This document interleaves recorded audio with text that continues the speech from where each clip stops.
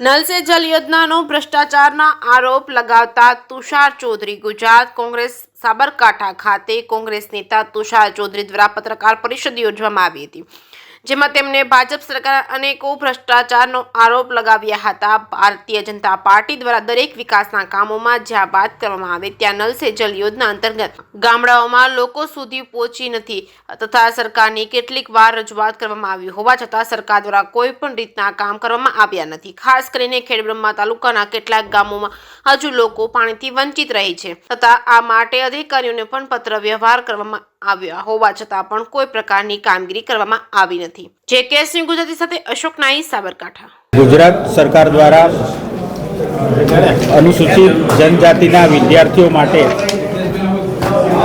2010 થી post metric શિષ્યવૃત્તિની યોજના કાર્યરત છે। એમાં પહેલાં 2.5 લાખની આવક મર્યાદા હતી, ત્યારબાદ હાલમાં તાજેતરમાં સુધારો કરીને 8 લાખની આવક મર્યાદા કરવામાં આવી છે।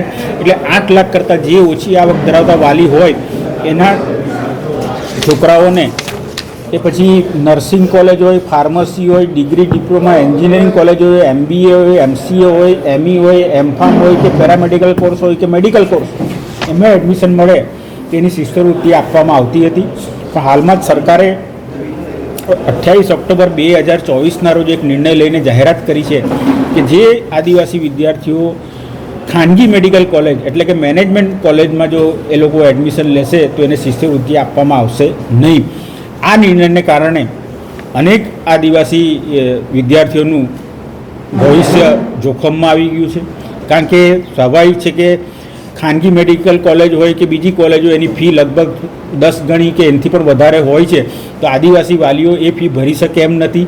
પણ આ નિર્ણય સરકારે એટલા માટે લીધો એવું લાગે છે કે ખાનગી મેડિકલ કોલેજમાં જો આદિવાસી વિદ્યાર્થીઓ એડમિશન ના લે અને એ જો સીટ ખાલી રહે તો મેનેજમેન્ટ કોટામાં એ લોકો એનો વેપાર કરી શકે, એને વધારે પૈસામાં વેચી શકે અને એ લોકોને ફાયદો નાણાકીય કરાવવા માટે આ નિર્ણય લેવામાં આવ્યો હોય એવું લાગી રહ્યું છે। તો અમે આદિવાસી વિદ્યાર્થીઓના હિતને ધ્યાનમાં રાખીને સરકાર આ નિર્ણય પરત લે અને મેનેજમેન્ટ કોટામાં બી જે મેનેજમેન્ટ કોલેજમાં પણ જે લોકોને આદિવાસીઓને એડમિશન મળે એને શિષ્યવૃત્તિ મળવી જોઈએ એવી અમે માગણી કરી। પરત ના લે તો શું આગળની શું રણનીતિ હશે?